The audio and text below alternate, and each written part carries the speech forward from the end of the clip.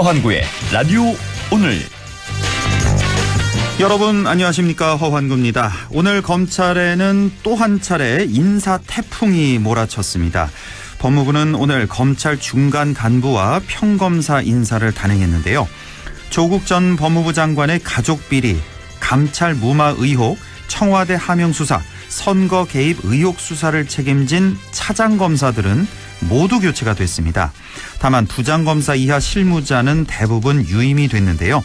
따라서 이 사건들에 대한 수사와 공소 유지에 필요한 동력은 이어갈 수 있을 거라는 분석입니다. 하지만 보수 야권을 중심으로 이번 인사를 두고 2차 대학살이다, 추미애 장관을 해임하라는 요구가 나왔죠. 잇따른 검찰 인사가 과연 검찰농단이요 폭거일까요? 아니면 검찰 개혁을 위해 필요한 절차일까요? 판단은 국민의 몫이 된 것 같습니다. 1월 23일 목요일 라디오 오늘, 광고 듣고 시작합니다. 안녕하세요. 가수 이선입니다. 70년 변함없는 칠성사이다처럼 올해도 청량한 한 해 되시길 바래요. 칠성사이다, 정남이 맛 칠성사이다, 언제나 칠성사이다. 우리 입맛엔 칠성사이다가 좋아요. 맑은 공기가 집 안으로 들어오니까 청정, 나쁜 공기를 집 밖으로 내보내니까 환기. 공기청정과 환기를 동시에 하니까 청정환기. 이제 창문 닫고 환기하세요. 청정환기 시스템을 나비앤하우스에서 만나보세요. 결혼 준비 잘 돼? 돌잔치 할 건 많지? 크루즈 여행 알아보려고? 웨딩, 출연, 크루즈, 그리고 상조까지. 인생의 좋은 날도 슬픈 날도 좋은 라이프의 토탈 라이프 케어가 함께합니다. 이제 상조 회사를 넘어 토탈 라이프 케어까지. 좋은 라이프. 오래 쓰는 세단기는 뭘까? 오래 쓰는 코팅기는 뭘까? 45년 사무기기 전문가니까 오래 쓰는 사무기기 카피어랜드랍니다. 2020년 경자년 새해 메르세데스 벤츠가 전하는 반가운 소식. 여러분께서 주신 큰 사랑에 보답하고자 1월 한 달간 구매하시는 차량에 하나여 개별 소비세 인하 혜택을 연장해드립니다. 늦기 전에 가까운 전시장을 방문하세요. 메르세데스 벤츠. 나 좀 전에 동네 산책하다가 어쩌다 마주친 나도 봤어. 나도. 아니 마트에서 어쩌다 마주친 대체 뭘 봤는데? 보험 클리닉. 보험 고민 있으면 편하게 오세요. 1833-6114. 내 보험 바로 잡을 때.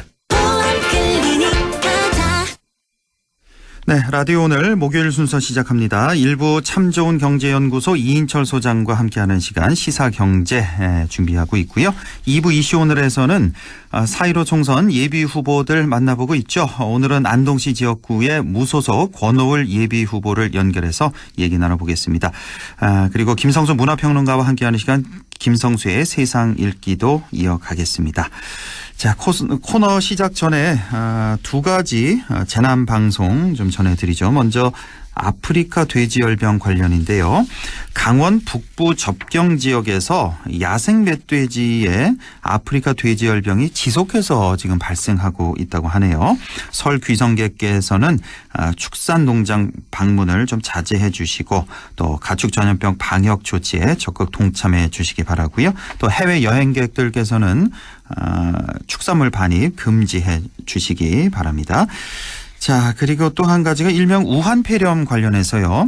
중국 우한시를 다녀온 후 14일 이내에 발열이나 기침, 호흡곤란 등이 있을 경우에는 질병관리본부 1339번으로 연락하시면 되겠습니다. 자, 이상 재난 방송이었습니다. 네, 시사경제, 경제 이슈 짚어보겠습니다. 오늘도 참 좋은 경제연구소 이인철 소장과 함께하죠. 소장님 안녕하십니까? 네, 안녕하세요. 네, 지난해 우리나라 경제가 2%대 성장은 지켜냈다 하는 소식입니다. 꾸역꾸역 지켜냈다는 소식인데, 근데 이게 글로벌 금융위기 이후 10년 만에 가장 낮은 수준이라고요? 그렇습니다. 지난해 경제 성장률 2%를 간신히 사수를 했습니다. 지난 4분기가 워낙에 이제 예상 밖의 깜짝 성장을 했습니다. 네. 당초 시장에서는 1%대로 성장률이 떨어질 수 있다라는 전망이 지배적이었는데요. 네. 하지만 지난해 4분기 실질 경제 성장률이 무려 전분기 대비 1.2%로 껑충 뛴 겁니다. 4분기에만. 이러다 보니까 연간 4분기. 전체로는 2.0% 예. 성장률을 방어했는데요. 그러나 이게 글로벌 금융위기 여파가 있었던 2009년 당시 0.8%였으니까 이후에 10년 만에 가장 낮은 성적표입니다. 네. 연간 단위로 보게 되면 2017년 3.2%를 고점으로 해서 2018년에 2.7%, 지난해 2.0%, 이제 3년째 성장률이 둔화되고 있는데요. 예. 이렇게 이제 2% 성장이 2년째 지속이 되다 보니까 이 잠재 성장률, 이 한국은행이 추산하고 있는 이 물가를 감안하지 않고 우리가 이 베스트 컨디션에서 낼 수 있는 잠재 성장률이 2.5에서 2.6%인데 예. 이에도 크게 못 미치고 있습니다. 그렇네요. 그럼에도 불구하고 홍남기 경제부총리는 2% 성장은 시장의 심리적 마진수를 지켜냈다. 네. 라는 데 의미를 부여하고 있고 또 경기 반등에 어떤 발판을 마련했다라고 자신감을 드러내고 있습니다. 예, 뭐 정부 지출로 연말에 간신히 이제 2%대는 유지했다는 말씀이신데, 하지만 또 작년 하반기죠, 뭐 11월, 12월 이렇게 지나가면서 설비 투자라든지 수출이 바닥을 좀 다지는 모습도 나타나서 좀 앞으로 한 분기, 두 분기 정도 좀 지켜볼 필요가 있을 것 같고요. 자, 2%대 성장을 지켜낸 데는 정부 재정의 역할이 컸다는 말씀이신데 조금 더 내용을 좀 들여다볼까요? 그렇습니다. 그나마 이제 4분기에 경기 반등의 불씨를 좀 살렸다라는 데 대해서는 고무적입니다. 예. 그럼에도 불구하고 그 내용을 좀 들여다보면 이 풀어야 될 과제가 적지 않은데요. 지난해 이제 성장률 2.0%의 거의 4분의 3 재정이 열일했다라는 겁니다. 네. 이 정부의 성장 기여도가 1.5%포인트를 차지하고 있습니다. 지난해 전체 성장의 4분의 3은 정부가 이끌었다라는 얘기이고 예. 이게 글로벌 금융위기 이후 10년 만에 가장 높은 수준입니다. 반면에 민간의 기여도는 0.5%포인트에 그쳤습니다. 뭐 미중 무역 분쟁이 지속이 됐고 반도체 가격 하락으로 인해서 경제 불확실성이 확대가 되니까 정부가 이제 재정 지출을 가속화했는데 이러다 보니까 일각에서는 세금 주도 성장이다라는 겁니다. 4분기에 보게 되면 뭐 지자체를 동원해서 예산을 총동원했죠. SOC, 도로 정비며 개보수에 무려 80조 원 가까이 쏟아부었기 때문에 이런 지적이 나올 수밖에 없고, 그러나 이제 이 정부 재정 지출액들이 2% 성장을 지켜냈지만 어떤 민간에 대한 어떤 투자의 마중물 역할을 하지 못했다라는 아쉬움이 남는데, 네. 특히나 1인당 국민소득의 경우에는 4년 만에 줄어들 것으로 보입니다. 2018년 1인당 국민 총소득이 한 33,400달러 선이었다면 예. 지난해는 32,000달러대로 추락했을 것으로 추산이 되고 있습니다. 예, 1인당 국민소득도 약간 하락할 그런 예정이란 말씀이시고, 자, 그래도 뭐 작년에 비해서 올해는 조금 더 나아질 것 같다는 그런 예상이 더 많은 것 같아서요. 좀 희망을 갖고 지켜보도록 하죠. 자, 올해 서울을 포함한 수도권의 아파트 값이 7년 만에 하락 전환할 것이라는 그런 전망이 나왔다고요? 그렇습니다. 올해 서울을 포함한 수도권 아파트 가격이 하락 전환할 것이다라는 전망이 제기됐는데요. 네. 이게 국토부 산하에 있는 한국감정원의 전망 보고서입니다. 예. 올해 이 수도권 주택 가격은 0.8% 하락할 것으로 감정원은 내다봤고요. 이렇게 되면 올해 수도권 주택 가격이 하락한다면 2013년 이후 7년 만에 하락 전환하는 셈인데요. 예. 이렇게 수도권의 집값이 떨어지다 보니까 전국의 주택 가격도 1년 전과 비교하면 0.9%가량 하락할 것으로 전망을 하고 있습니다. 예. 이 감정원 통계 기준 지난해 전국 주택 매매 가격이 0.36% 떨어졌으니까 올해는 이보다도 낙폭이 더 커질 수 있다라는 건데요. 그러면 이 감정원은 왜 올해 전국 주택 가격이 떨어질 것으로 보이느냐? 예. 가장 큰 이유는 12, 16 대책의 효과입니다. 12, 16 대책의 영향으로 고가주택 가격 움직임이 둔화되고 있고 대출 규제와 보유세 강화 등으로 인해서 매수 심리가 위축될 것이다라는 건데요. 네. 특히나 이제 종부세가 강화되면서 앞으로 3년 동안 서울 고가주택의 보유세 부담 수준은 현 시세의 3에서 4%에 달할 것으로 예상을 하고 있습니다. 네. 이로 인해서 이제 보유세 영향이 가시화되는 올해 하반기부터 서울 주택 가격도 하향 조정 가능성이 커졌다라는 겁니다. 그렇군요. 서울 주택 가격은 한 0.8%, 전국 주택 가격은 0.9% 각각 이렇게 하락할 것으로 한국감정원이 예상을 한 건데, 자, 어떻습니까? 12.16 대책 이후에 서울 집값 지금 좀 안정되는 모습인 것 같아요. 보도를 보면. 근데 뭐 거래량이 워낙 없어서 확신할 수는 없지만 일단은 안정되는 모습이고, 그런데 또 한편 전세값이 들썩인다는 그런 소식도 들었는데요. 한국감정원은 올해 전세 시장도 역시 하락할 것으로 전망했다고요? 그렇습니다. 이 규제에 대한 풍선 효과로 이제 매매 수요가 줄고 전세로 눌러살려는 수요가 많다 보니까 예. 일부 국지적으로 이제 서울 인기 지역의 전세값은 고공행진을 하고 있죠. 그럼에도 불구하고 전반적으로 보면 올해 전세 시장도 하락할 것이다라는 겁니다. 네. 이 감정원의 평가를 보게 되면 올해 수도권의 전세값은 보합, 지방은 1.2% 떨어지면서 전국적으로는 0.4% 하락할 것이다라는 겁니다. 네. 이런 주장의 배경에는 신축 아파트 전세값 상승이 발생한 우려는 있지만 3기 신도시 조기 추진 등 지속적으로 이제 공급 신호가 나타나고 있어서 전국이 안정세를 유지할 수 있다라는 겁니다. 네. 특히나 이제 수도권 외곽과 지방의 경우에는 누적된 신규 주택 공급 물량으로 인해서 하락세가 지속될 것이다라는 건데, 물론 다만 이제 구매력이 줄어들다 보니까 일부 시장 참여자들이 전 월세 시장에 머물고 있고, 특히나 이제 학군이나 교통이 굉장히 양호한 서울의 일부 지역의 경우에는 이들 지역 중심으로 국지적으로 전세 수요는 늘어날 가능성이 있다라고 보고 있습니다. 네, 그렇군요. 자, 명절이 되면 우리 국민들 선물 세트 주고받는 그런 풍경 흔히 볼 수 있는데, 자, 그런데 이 사조산업이라는 회사가 있잖아요. 이 사조산업이 임직원들에게 명절 선물 세트를 수천만 원씩 강제로 판매하도록 한 사실이 적발됐네요. 그렇습니다.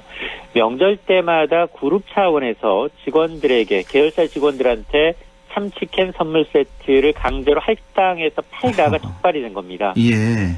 2012년부터 무려 7년 가까이인데요. 이 사조그룹은 그룹 계열사 직원들한테 명절마다 선물 세트를 이제 팔거나 구매하도록 강요했는데요. 이게 예. 적발돼서 공정거래위원회가 사조산업에게 시정명령과 함께 약 15억 원 상당의 이제 과징금을 부과했는데요. 예. 이 공정의 조사 결과 보니까 사조그룹은 아예 2012년부터 해마다 명절을 앞두고 사원 판매용 선물 세트를 따로 만들었고요.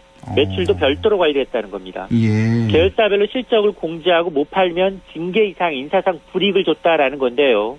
이 할당 금액을 보게 되면 부장의 경우에는 한꺼번에 5천만 원 상당의 선물 세트를 할당했고요. 예. 과장은 무려 2천만 원입니다. 이게 다 못 팔면 예. 인사국가에 문제가 생기다 보니까 자기가 먹거나 아니면 협력업체한테 강매 아닌 강매를 하고 있다는 겁니다. 예. 자, 이러다 보니까 이제 이런 사실이 이제 뒤늦게 적발이 된 겁니다. 아, 그렇군요. 야, 이게 참, 이 비단 사조 그룹만의 문제는 아닐 것 같네요. 이렇게 생각해봐도 뭐 많은 그 수많은 식품 회사들, 명절에 왜 그 추석 선물 세트 판매하는 그런 회사들 좀 이런 할당을 좀 많이 할 것 같고, 우리 이인철 소장님이 또 소개해 주셨던 얼마 전에 그 DLF 사태 있었잖아요. 이것도 네네. 사실은 근본적인 원인은 이 직원들에게, 그 은행 직원들에게 이거 판매를 강제로 좀 할당한 거, 여기서 나온 거 아니겠습니까? 맞습니다. 예. 그러니까 이 같은 이제 계열사 상품을 구입 판매하도록 강제하는 것은 공정거래법 위반입니다. 네. 근데 말씀하신 것처럼 문제는 비단 이게 참치회사만의 문제냐, 그게 아니라는 겁니다. 예. 그래서 업계에서는 이제 수면 아래로 드러났던 불만이 좀 드러난 거 아니냐, 터진 게 아니냐라는 건데요. 예를 들어 참치는 그나마 가격이 저렴하지만 예. 자동차의 경우에는 수천만 원 합니다. 근데 계열사로 하여금 분기당 한 대씩 팔도록 하고 있고요. 예. 가전업체, 보험회사, 유통업체, 하물며 언론사까지도 뭐 계열 신문 구독이라든가 주간지 이제 구독을 강요하면서 암암리에 존재한다는 겁니다. 그래서 공정위는 이제 또 다른 기업이 반복되는 걸 막기 위해서 명절을 전후해서 부당한 사입판매 신고센터를 운영하겠다라는 겁니다. 예. 근데 이거는 사실 내부자 고발위원회는 알 수가 없습니다. 그렇죠. 사원 판매 행위라는 게 회사 내부에서 은밀하게 행해지고 있기 때문에 임직원들의 적극적인 제보 신고가 중요한데 그러나 우리는 내부자에 대한 보호 처분할 수 있는 게 없습니다. 그 내부자는 발표하면 이제 주목은 끌겠지만 회사 내에서는 딸을 당하거나 또 이제 퇴직을 해야 되는 경우가 많기 때문에 실사리 밖으로 노출되지 않고 있다는 겁니다. 이거 분명히 불공정 행위입니다. 혹시나 이런 일이 있다 그러면 어디 뭐 신고할 때는 있나요? 따로 전담 부서가 있나요? 이 지금 그 공정위의 누리집에 들어가시면 신고가 가능하고요. 또 각 지방사무소 등을 통해서 전화 상담이 가능합니다. 그리고 2020년 설 명절 기간에 부당한 사원 판매 행위가 있다. 이럴 경우에는 신고센터를 1월 20일부터 다음 달 2월 7일까지 운영한다고 하니까 한번 이제 고민을 해보시는 것도 나쁘지 않아 보입니다. 공정거래위원회 공정위를 찾아 들어가시면 되겠네요. 공정위의 누리집을 통해서 신고하실 수가 있습니다. 자, 지금까지 참 좋은 경제연구소 이인철 소장과 함께했습니다. 고맙습니다. 네, 고맙습니다. 네, 라디오 오늘 1부 여기까지고요. 잠시 후 2부에서 뵙겠습니다.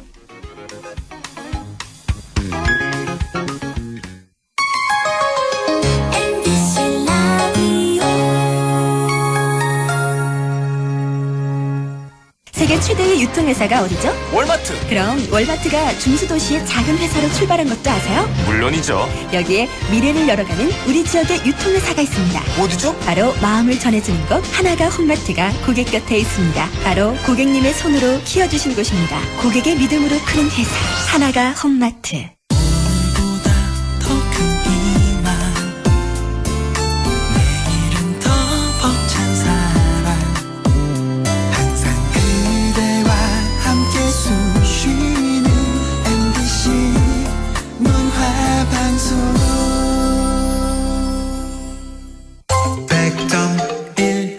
라디오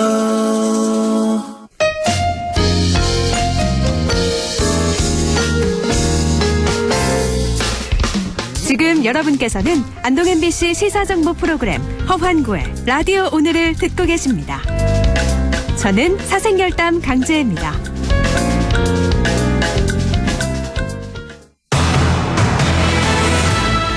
네, 6시 22분 35초 지나고 있습니다. 이슈 오늘 시작하죠. 21대 총선 오늘로 83일 앞으로 다가왔습니다. 자, 오늘은 안동시 지역구 무소속 권오을 예비후보를 만나보겠습니다. 권오을 후보님 안녕하십니까? 네, 안녕하세요. 네, 반갑습니다. 요즘 많이 바쁘시죠? 네네. 또 뭐 설밑이어서 더 바쁘실 것 같은데 요즘 뭐 주로 선거운동 어떻게 하고 계세요? 설미치고 회사 다니면서 설 인사를 먼저 하고 있습니다. 다가오는 설날 복 많이 받으시고 건강하시라는 인사, 다음 지역 현안에 대한 저의 소견도 이래 말씀을 드리면서 한 10년 야인으로 지내왔던 여러 가지 경험을 가지고 유권자인 시민을 가깝게 만나보고 있습니다. 예, 오늘 할 얘기가 참 많은데요. 우선 지난 20대 국회 평가부터 전체적으로 우리 권오을 후보님 어떻게 평가하실 수가 있을까요? 평가를 한마디로 말씀을 드리겠습니다. 헌법 개정을 할 때 국민투표에 의해서 국회 해산권을 줘야 된다. 이것이 20대에 대한 국회의 제 종합적인 평가입니다. 상권 분립의 나라에서 특히 대통령 중심제에서는 국회 해산이라 하는 것이 쉽지는 않지만은 현재 20대 국회를 보면은 집권 여당이 국정에 대한 책임을 져야 되지만은 야당을 어떤 국정 파트너로 생각하지 않는 것 같아요. 야당을 어떤 청산의 대상으로만 인정하는 그런 상태에서는 국가 발전이 있을 수 없고 협치와 타협의 정치가 있을 수 없다고 생각을 합니다. 이런 입장이 계속되면은 정말 이 나라 정치는 계속 혼란해지고 정치가 아니라 어떤 파쟁, 정쟁, 당파 싸움만 계속되지 않겠나. 국민들에게 짜증만 준다면은 국회에 기관 책임을 물을 수 있는 그런 방법도 강구해야 된다 이렇게 생각을 합니다. 지난 20대 국회 낙제점을 넘어서 국회 해산까지도 이렇게 생각을 할 정도였다는 말씀이시고 또 하나 지금 문재인 정부 현 정부에 대한 평가도 좀 해주실까요? 뭐 정치 경제 뭐 다 좋습니다. 현 정부는 어떤 경제 문제를 이음으로 접근을 하다 보니까 우리 굉장히 어렵지 않습니까? 경제의 가장 핵심은 기업입니다. 기업이 많은 인원을 고용하고 일자리를 만들어내는데 이런 기업의 가치를 너무나 가볍게 여기는 것 같아요. 아니 실제로 기업 경영을 해본 경험 있는 분들이 현 정부에 없다고 봅니다. 월급 주는 분들의 고충, 그분들에 대한 국가 사회에 대한 헌신, 여기에 대해서 도외시 한 채 그저 세금을 가지고 어떤 표주기 복지랄까 여기에 대해서 너무 치중하다 보니까 우리 국가 경제는 멍이 들고 일자리는 줄어들고 결과적으로 국민들은 어려워지는 것이 아닌가 이렇게 판단을 합니다. 그러니까 뭐 노동자 중시, 뭐 세금 중시도 좋지만 우리 기업도 생각을 더 해줘야 된다. 네, 전체적으로. 결과적으로 노동자 중시 정책이 맞지만은 그 노동자를 고용하고 노동자에게 월급을 주는 것이 기업이 아닙니까? 그렇죠. 기업을 죽이면은 노동자 모두가 어려워진다는 것을 최근에 내 만난 많은 노동자들도 그걸 이제 인식하고 있습니다. 이러다가 정말 우리 일자리가 없어지고 지금 받는 월급마저도 점점 줄어들겠다. 그걸 굉장히 심각하게 인식하는 걸 보면서 많은 국민들이 현 정부의 경제정책 위험에 따르는 여러 가지 정치 공세 심각성을 인정하고 있구나 이렇게 판단을 하고 있습니다. 네, 자 이번 총선에 나가기로 결심하게 된 배경, 출마의 변부터 좀 들어볼까요? 시민들의 참 사랑으로 나이 40에 국회에 들어가서 한 12년 동안 국회의원을 했습니다. 저의 불찰로 52부터 12년 동안 야인으로 있었습니다.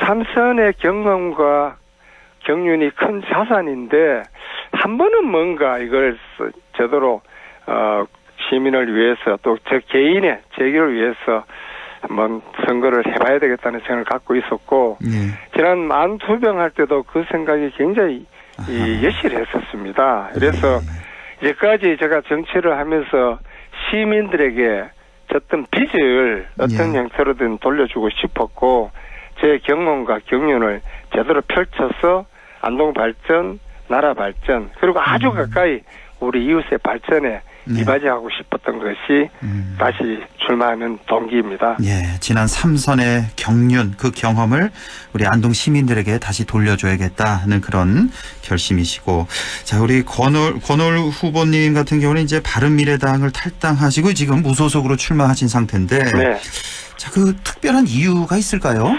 제가 바른미래당을 앞장서서 그 국민의당, 바른정당 합당인데 앞장을 서었습니다.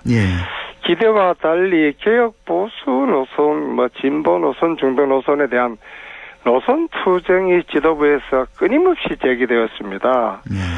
이거 현재는 저희들 이념이라든가 노선 투쟁을 가지고는 국민민복을 기할 수 없다는 그러면서 당 노선이 너무 애매하다 보니까 정체성이 애매해지는 그런 문제에 대해서 봉착을 하면서 더 이상 내가 바른미래당으로 정치를 하기는 어렵다고 판단을 했습니다. 다시 현재 무소속이지만은 정말 희생하고 헌신하고 책임지는 개혁 보수의 길로 가기 위해서는 바른미래당을 떠날 수밖에 없었다. 이 점을 말씀을 드립니다. 예, 바른미래당 안에서 그 노선 투쟁 그러다 보니까 정체성이 좀 애매해졌다는 말씀이시고 지금 우리 이 방송 듣는 청취자 여러분들께서 우리 권오을 후보님하고 유승민 의원과 아주 가까운 사이라는 거 많이들 아실 텐데 그 새로운 보수당에 합류하지 않은 이유도 좀 궁금해하실 것 같아서요. 아마 유승민 대표하고 한 2시간 동안 진지하게 이야기를 좀 했었습니다. 정치란 가끔은 가다가 적과의 동침도 하고 생각이 다른 사람끼리 설득해가면서 하는 정치인데 그래 하기 위해서는 실제로 생각이 다른 여러 정치 세력과 연대도 하고 합치기도 해야 되는데 그런 문제점에 대한 아쉬움을 제가 아주 깊숙이 토로를 했습니다. 그러면서 나는 차라리 안동 시민들한테 직접 한번 물어보겠다. 그리고 개인적으로는 그 새누리당 때 3번이나 공천을 못 받았던 나쁜 기억이 있기 때문에 또다시 그런 전철을 밟고 싶지 않다. 그것도 그 문제도 아주 홀가분하게 직접 시민들인데 나의 신임을 물어보고 싶다. 이렇게 양해를 구했습니다. 양해를 구하고 본인도 충분히 거기에 대해서 이해를 했고요. 또 현재 그 한국당의 황교안 최측근하고도 1시간 동안 이야기를 하면서 여러 가지 이야기를 나누었습니다. 가장 큰 핵심은 보수의 가치라는 것은 우리 국가, 사회, 이웃, 가족에 대해서 희생하고 헌신하고 책임지면서 정직한 정치를 하는 어떤 그런 노선을 밟아야 된다. 네. 그러지 않았을 때는 단지 정치 공학적으로 선거 이기기 위해서 합친다. 국민들이 저는 그것을 수용하지 않을 거다. 이렇게 저는 판단을 했습니다. 한 가지 더 우리 시민들이 궁금해하실 것 같아서 관련해서 지금 혁통위에서 보수 통합 논의 중이지 않습니까? 네. 혹시 이 보수 쪽에 새로운 통합 신당이 창당이 된다면 네. 여기 혹시 합류할 생각은 있으신 건지 아니면 끝까지 무소속으로 출마하실 건지요? 그 점에 대해서는 제가 출마 기자회견에서 그런 이야기를 했습니다. 반문재인 전선이 아니라 정말 이 나라 민생을 구하고 그다음에 경제를 발전시키고 국민의 남북 관계 개선을 하는 어떤 그런 보수의 가치가 뚜렷하다면은 거의 보수 대통합에 내 작은 역할이라도 할 수 있으면 하겠다. 그런 이야기를 분명히 했었습니다. 예. 그렇죠. 현재 여러 가지 논의되는 그런 과정에서는 제 스스로 지금 무소속으로 시민들 직접 한번 심판을 받겠다는 입장이기 때문에 그렇게 큰 관심을 두지 않고 저 본연의 그 자세에 충실하고 있습니다. 예, 그렇군요. 자, 이번 총선 그 어느 때보다도 참 치열한 그런 선거전이 될 것 같은데 지금 다른 후보와 비교해서 우리 권오을 후보님만의 장점을 꼽으라면 어떤 말씀을 해주시겠습니까? 안동 시민들의 정서는 국회의원 3번 하면은 그만해라 이런 정서가 굉장히 있는 것 같아요. 제가 시민 여러분께 드리고 싶은 말씀은 경륜과 경륜은 큰 자산입니다. 그것도 40대의 3선, 50대 국회 사무총장, 30년 정치 경력은 이 지역 발전이나 국가 발전의 큰 자산이다. 이 점을 말씀을 드리고 싶습니다. 이 다녀보면 그런 이야기를 많이 해요. 3번 했으면 안 됐나 했을 때 3번 했으면은 벼슬로 따지고 개인의 명리를 따지면은 그만해도 됩니다. 근데 안동이 굉장히 어렵습니다. 나라도 어렵습니다. 이럴 때는 저의 작은 경륜 경험도 꼭 필요한 시기입니다. 한 번 더 써주십시오. 이렇게 이야기를 합니다. 많은 분들이 그 말을 들으시면은 고개를 끄덕끄덕 하십니다. 국회의원 자리가 벼슬 자리가 아니잖아요. 일자리 아닙니까? 모든 일을 다 배워놨지 않습니까?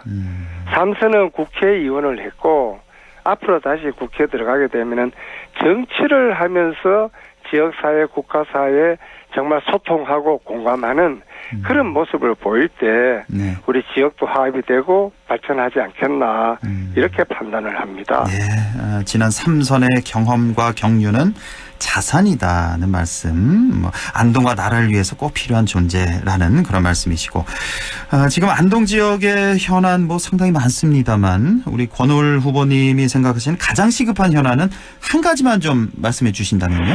안동 전체가 앞으로 발전을 어떻게 해야 될 것인가에 대한 비전에 대한 합의가 없습니다. 문화관광도시로 키워야 된다, 아니면 또 산업도시로 키워야 된다, 행정도시로 키워야 된다. 이 비전에 대한 시민들의 합의가 없는 상태에서는 방향을 잃고 지난 10년을 잃어버렸잖아요. 도청이 오면 하늘에 별을 딸 줄 알았는데 평가는 잃어버린 10년이었다고 저는 생각을 합니다.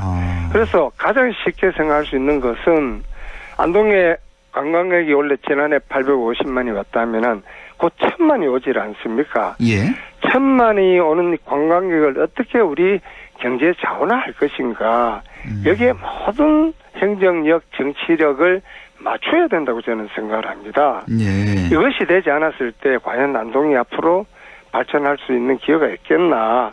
이 점에 대해서 저는 이제까지 문화관광 전통도시에서 문화관광 스포츠 융합 도시로 키워나갔을 때 우리 안동 시민들이 먹고 살 거리, 젊은이들의 일자리가 창출된다고 저는 판단을 합니다. 이런 방향으로 시 발전 방향에 대한 시민들의 합의를 끌어내고 그 구체적인 방향에 대해서는 시청과 우리 민간이 합심해서 헤쳐나간다면은 충분히 발전할 수 있는 가능성이 크다고 저는 판단을 합니다. 앞으로의 비전이 중요하다, 방향이 중요하다는 말씀이시고 시간이 그렇게 많지가 않아서요. 지금 준비하고 계신 공약이 많으실 텐데 주요 공약 몇 가지만 좀 말씀해 주실까요? 주요 공약 좀 전에 말씀드렸죠. 안동 방문 관광의 천만 시대에 대해서 제대로 대비하자. 네. 그리고 안동은 뭐니 해도 전통 문화가 굉장히 강한 그런 도시입니다. 네. 그렇지만 거기에 자꾸 매달리기보다는 최근에 우리 엄마 까투리로 이 안동을 많이 홍보했듯이 만나다, 웹툰이다.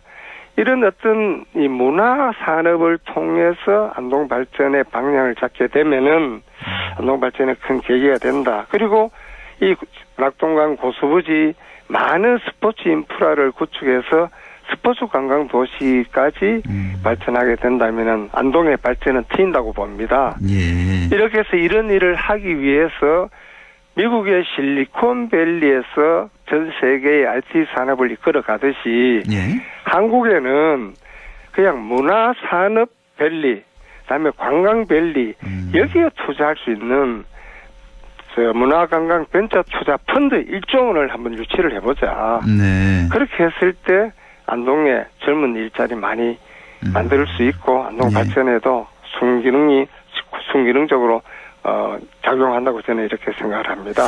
안동 예천 행정 통합에 대해서는 어떤 생각을 갖고 계십니까? 저는 이제는 당연히 그 문제를 구체적으로 거론해야 된다고 봅니다. 왜냐하면 도청을 놓고 안동 예천이 서로가 갈등하고 반목하는 것은 도시 발전에 전혀 도움이 되지를 않습니다. 제가 얼마 전에 그런 이야기를 했습니다. 우리 안동 시민 여러분들도 소안동을 떠나서 대안동으로 지향하자. 예천, 의성, 영주, 봉화, 정송, 영양, 의성이 발전하면은 결과적으로 안동이 발전하는 게 아닌가.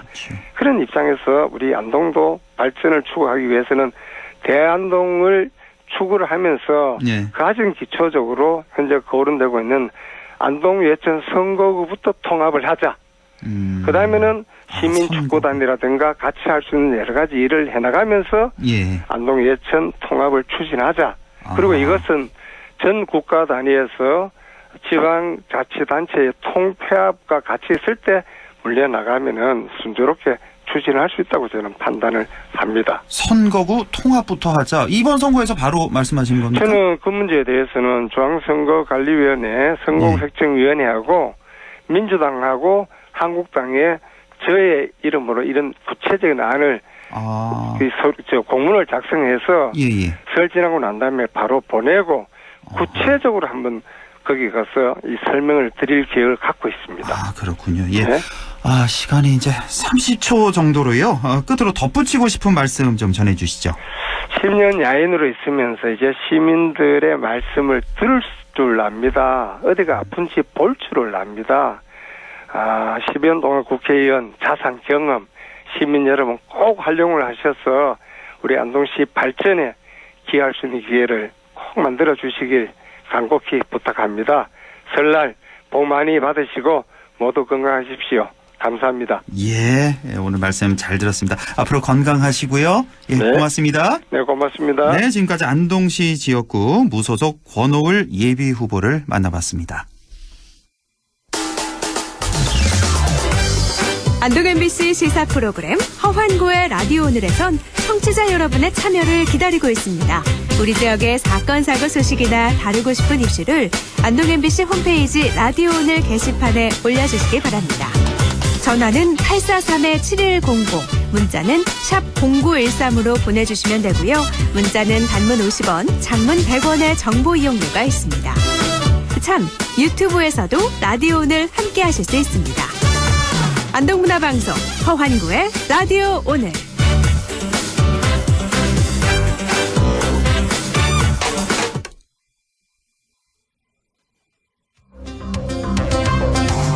네, 김성수의 세상 읽기 시작하죠. 오늘은 아주대 권역외상센터 논란에 대한 얘기 준비되어 있습니다. 김성수 문화평론가와 함께합니다. 안녕하십니까? 안녕하세요. 김성수입니다. 네, 오늘 아주대 권역외상센터 이번 주 계속해서 논란이 돼서 좀 다뤄보겠는데, 자, 뭐 이국정 교수 얘기도 아마 우리 청취자 여러분들 많이 들어보셨을 텐데, 자, 이 문제가 어디서부터 출발한 겁니까? 아주대 병원 문제가? 자, 문제의 근본서부터 가게 되면, 병원이라고 하는 곳이 민영으로 운영이 되면서 정부 돈을 받아먹고 있는 상황부터 문제가 되는 거죠. 예. 실제로 지금 우리나라의 공공병상은 턱없이 부족하고 있고요. 전체의 대략 80%가 넘는 그 병상과 또 의료의 시스템들을 민영, 왜 제가 일부러 민영이란 말을 쓰느냐. 네. 우리는 민영이 아니고 공공법인으로 한다 이렇게 얘기하지만 실제로 수익을 내기 위해서 엄청나게 노력을 하고 있고 그것 때문에 여러 가지 문제가 생긴다는 것은 드라마라든지 기타 기사를 통해서도 많이 알려져 있지 않습니까? 이번에 이국정 교수의 인터뷰를 통해서 더 확실하게 알 수가 있었고, 예. 이렇게 민영으로 그 병원의 그 법인의 이사장이 예. 이익을 내기 위해서 노력을 하기 시작하면 이런 문제가 생긴다는 것을 보여준 겁니다. 그런데 실제로는 자신들은 계속 공공의 이해에 맞게 그렇게 운영하다 보니까 맨날 적자를 본다 이렇게 하소연하고 있었잖아요. 예. 그런데 실제로는 적자를 보지도 않았었고 예. 그리고 상당히 이득을 봤음에도 불구하고 적절한 그 이득을 환자들한테 돌려주는 것을 게을리했을 뿐만 아니라 더 나아가서 네. 아예 정부에서 지원해준 지원금까지도 일반 권역예상센터가 아닌 다른 일반 병실의 환자들을 위해서 썼다.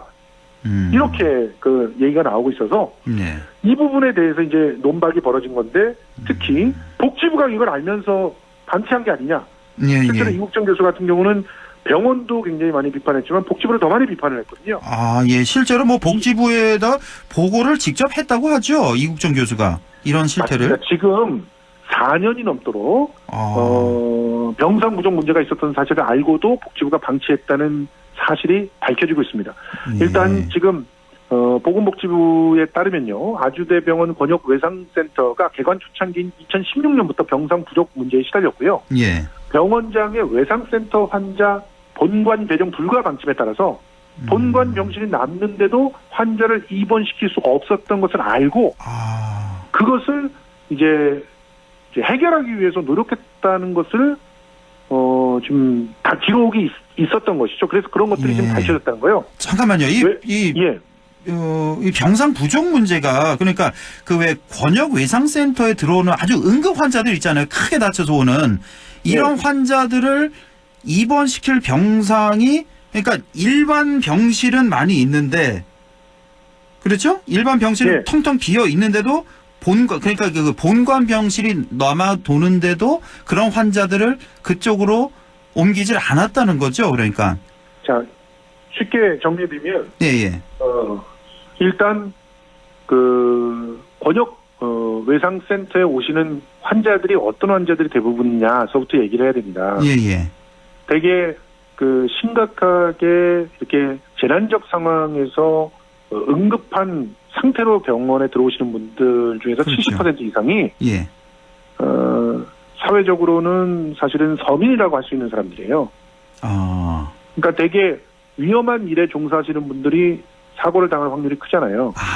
아무래도 그렇죠. 예. 그렇습니다. 아무래도, 그러다 보니까 되게 뭐 목숨이 경각에 달해 있는 이런 상황들에 닥쳐서 오시게 되는 분들은 대개는 병원비를 충분히 감당할 수 있을 만한 그런 환자들이 아닐 경우들이 많습니다.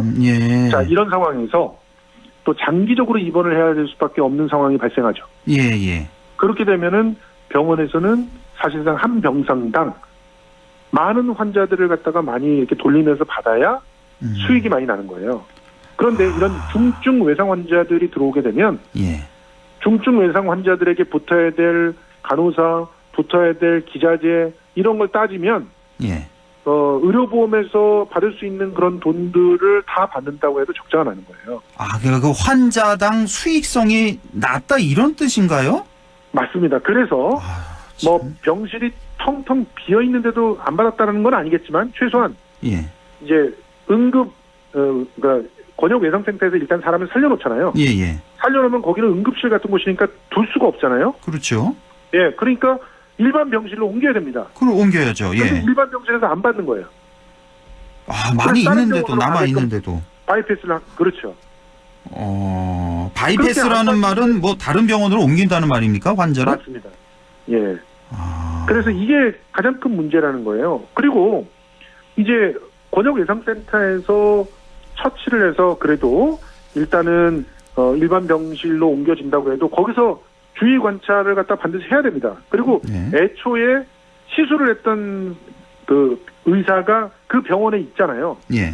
그러면 가장 문제가 생겼을 때 가장 적절한 조치를 협진을 그렇죠. 하면서 취할 수가 있겠죠. 당연하죠. 그런데 예. 다른 병원으로 가버리면 그 복잡해지는 일들이 자꾸 벌어지게 되지 그렇습니다. 않겠습니까? 그러면 예. 또 그 가운데서 사고가 날 수 있는 확률이 또 더 커지는 거죠. 그럼에도 불구하고 지금 아주대 병원에서는 외상센터 환자를 본관에 배정을 안 했던 겁니다. 그래서 이 문제를 해결하기 위해서 복지부에서 지금 그 실제로 이국종 교수가 직접 지난해 10월에 복지부의 보건의료정책과장한테 전화를 걸어서 병원 측에 병사를 주지 않는다라고 얘기를 했고, 그랬더니 지금 그 기본적으로 복지부에서 외상 환자가 본관 일반 병상에 입원할 수 있도록 병원 측에 협조 요청을 했고, 그런데 그 협조 요청만 한 거예요. 네. 지난해 10월 30일에 아주대병원 관계자 만나서 본관의 일반 병상을 외상센터에 내달라고 협조를 요청했대요. 예. 그런데 그렇게 협조 요청을 했을 때 병원 쪽에서 내놓은 안이 뭐였냐면 본관 소아병동에 소아 외상 환자 배정 불가해서 가능으로 바뀌고, 소아가 응급 환자 중에 몇 명이나 되겠습니까? 그리고 또 그렇죠. 예. 주말에만 가능했던 성인 외상 환자의 응급병동 입원을 평일에도 가능토록 하고, 정형외과 외상 환자의 경우 10병상 이내로 본관 정형외과 병실을 쓸 수 있도록 변경을 한다. 기껏해봤자 10병상에서 15병상 정도만 열어준 겁니다. 예. 이거는 사실은 외상센터의 요청 상황이 아닌 것들이에요. 그렇죠. 이걸 보고받고도 이거 계산이 필요해 이렇다고 복지부에서 지시를 안 하고, 결과적으로는 이국정 교수는 복지부가 한통속이 아니냐는 의심을 할 수밖에 없는 그런 상황에 놓이게 된 것입니다. 아니 근데 좀 이해가 안 가네요. 그 보건복지부 관계자들이 왜 그럴까? 이런 공공성을 왜 무시하고 병원의 수익을 그대로 용인을 해주는 걸까요? 이해가 안 가는데요. 저 솔직히 이해가 잘 안 되죠. 예. 그런데 여러분들 유치원 이야기를 갖다 좀 여기서 가져오면은 이제 성격이 비슷하기 때문에 좀 이해가 되실 겁니다. 유치원들은 자신들이 마음껏 정부의 돈도 알아서 쓰고, 그리고 의료보험의 수가도 높여서 자신들의 수익을 많이 내는 것을 목적으로 하죠. 유치원도 역시 마찬가지잖아요. 예. 그 원비 많이 받고, 그렇죠. 다양한 형태의 원비 받고, 그리고 또 자기네들의 표현으로는 알뜰하게 그 급식 재료도 알뜰하게 사고, 그리고 학생들한테 쓰는 비용들을 알뜰하게 해가지고 돈을 많이 남겨서 자기가 가져가는 거, 이게 사업이다 이렇게 얘기하지 않습니까? 예. 그것과 마찬가지로 지금 병원도 그런 식으로 운영을 하고, 그런 식으로 운영하는 병원장이 이사장이 계속 유임시키고 지지해주는 병원장인 거예요. 이런 상황이니까 병원장에서는 지금 아주대 같은 경우는 연간 매출이 6천억에 달한다고 이렇게 얘기를 하고 있거든요. 그리고 순수익만 해도 수백억입니다. 그런데 애초에 권역외상센터를 신청을 할 때 100억 원이라고 하는 돈을 정부로부터 지원받아갖고 권역외상센터를 지었어요. 그러니까 정부 돈 받아갖고 그 건물을 지어놓고 또 권역의 외상센터로 지정됐으니까 그 병원의 위상이 올라가죠. 올라가고 지역에서. 지원금도 매년 받고. 지원금이 1년에 63억을 받았다고 합니다.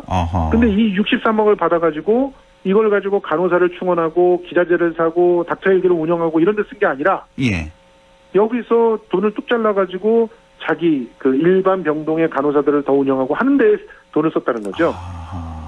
그러면서 늘 얘기했던 게 권역외상센터는 한 병동당 마이너스가 24가 나면 일반 병동은 플러스가 3 정도가 나니까 너희는 계속 우리를 갖다 적자를 내고 있는 그런 존재들이다라고 얘기를 했다는 겁니다.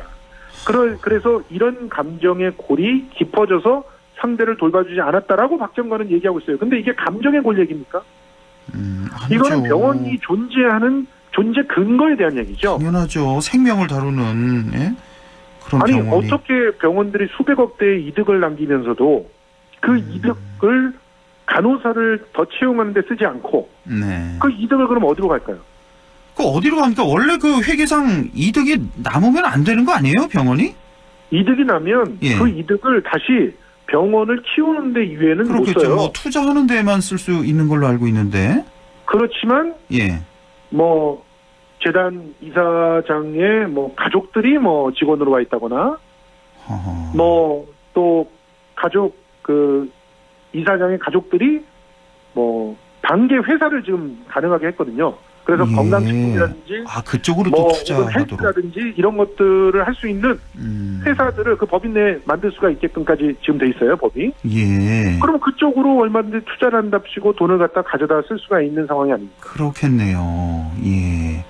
그러니까 이런 문제들을 예. 근본적으로 뜯어고치지 않으면 이국정 교수 같은 희생자는 또 나올 수밖에 없다는 것이고요. 그렇습니다. 그리고 예. 특히나 지금 복지부에서 얘기하는데 뭐 제도적, 법적, 행정적으로 하는 일은 사실상 다 하고 있다는 말은 이거는 정말 면피를 하기 위한 무책임한 발언 정도밖에 되지 않고요. 근본적인 이 문제를 뜯어 고쳐야 되는 것이죠. 그리고 아예 그 권역 외상센터 자체를 공공의료원화해서 예. 운영을 한다거나 하는 그런 특단의 조치를 취해야 되지 않을까 하는 생각입니다. 예. 그것도 아주 좋은 대책이 될 것 같고 지금 막 드는 생각인데 전국에 이런 권역 응급의료센터가 한 10여 군데 있는 걸로 알고 있는데 다른 데도 좀 조사할 필요가 있을 것 같다 하는 생각도 다른 좀 데도 들고요. 조사를 많이 해야 되고요. 어떤 예. 곳들은 일단 받아만 놓고 그리고 아직까지도 권역 외상센터에 개원을 하지 않은 그런 데들도 있다고 합니다. 그렇군요. 예, 알겠습니다. 오늘 말씀 여기까지요. 김성수 문화평론가와 함께했습니다. 고맙습니다. 고맙습니다. 네, 우리 정 날씨 알아보죠. 김도현 캐스터 전해주세요. 네, 이번 설 연휴는 봄처럼 포근하겠지만 비나 눈이 내려서 고향 오가는데 불편이 예상됩니다. 그나마 우리 지역은 내일부터 일요일까지 구름만 많은 흐린 날 보이겠고요. 비나 눈 소식은 없습니다. 하지만 연휴 마지막 날인 다음 주 월요일에는 비나 눈이 전국으로 확대되면서 다음 주 월요일과 화요일에 비 소식 들어있습니다. 그래도 이렇게 비구름이 자주 들어오면서 따뜻한 바람을 일으켜서 기온이 오르겠는데요. 후반에는 기온이 더 올라서 연휴 마지막 날인 월요일에는 아침이 3도 선대로 시작하기도 하겠습니다. 그리고 연휴 내내 낮에도 10도 안팎으로 춥진 않겠습니다. 날이 포근하니까 또 미세먼지가 걱정이기도 한데요. 우리나라 주변 공기 흐름이 느려지면서 오늘 먼지 수치가 영주 지역으로 잠깐 오르기도 했었습니다. 하지만 지금은 우리 지역 전 구간 대기질 다 좋은 상태고요. 내일 오전에는 국외 오염물질이 유입되면서 서쪽 지역 중심으로 수도권, 충청, 호남 쪽으로 공기질이 탁해질 것으로 예상되고 그나마 우리 지역은 괜찮을 것으로 예상됩니다. 일단 마스크는 계속 준비해 놓으셔야 되겠고요. 연휴 내내 맛있는 음식 많이 드시고 또 건강하고 행복한 시간 보내시기 바랍니다. 내일 기온은 아침이 영하 3도, 한낮에는 11도 분포 예상됩니다. 청송 현재 기온은 어제 이 시간보다 2도 높은 5도, 체감온도도 5도, 습도는 99%입니다. 날씨였습니다.